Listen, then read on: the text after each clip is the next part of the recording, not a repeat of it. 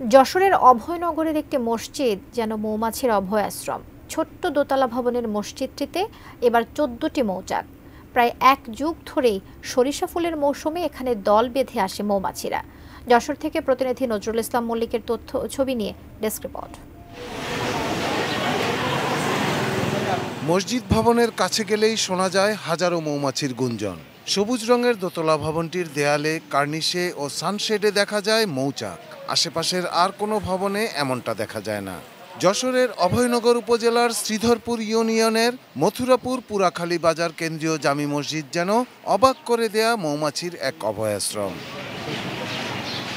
স্থানীয়রা জানালেন, গত প্রায় ১১-১২ বছর ধরে এখানে মৌমাছিরা চাক বাঁধছে। এবার মৌচাকের সংখ্যা ১৪। মূলত সরিষা ফুলের মৌসুম ধরেই তারা আসে, বেশিরভাগই মৌসুম শেষে ফিরে যায়। ব্রেকফাস্ট, টিফিন কিংবা স্ন্যাক টাইমে মজাদার আয়োজন মানে অল টাইম ব্রেড। তবে মসজিদে আসা মুসল্লি বা পথচারীদের মৌমাছি আক্রমণ করেছে এমনটা কখনোই ঘটেনি। নির্বিঘ্নে ব্যবসা করে যাচ্ছেন নিচতলার দোকানিরাও। আমরা নির্বিঘ্নে ব্যবসা করে যাচ্ছি, কোনো সমস্যা হয় না। এরা কোনো ক্ষতি করে না, কামড়ায় না।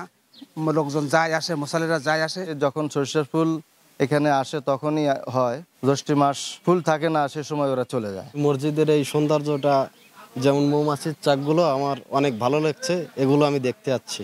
মসজিদ কমিটির সভাপতি জানান, মানুষ এবং মৌমাছির অনন্য সহাবস্থানের কারণে স্থানীয়দের কাছে এটি মৌমাছির মসজিদ হিসেবে পরিচিত। মৌচাকের মধু বিক্রির টাকা মসজিদের উন্নয়নের কাজেই ব্যয় করা হয়। প্রত্যেক বছর এই মৌচাক আসে এইভাবে, কোনো বছর ২-১ খান কম আসে, কোনো বছর ২-১ খান বেশি আসে। সব কিছু যে বিক্রি করি এই মসজিদের কাজেই খাটাই আমরা। Shahidul Rana, desk report, ATN news.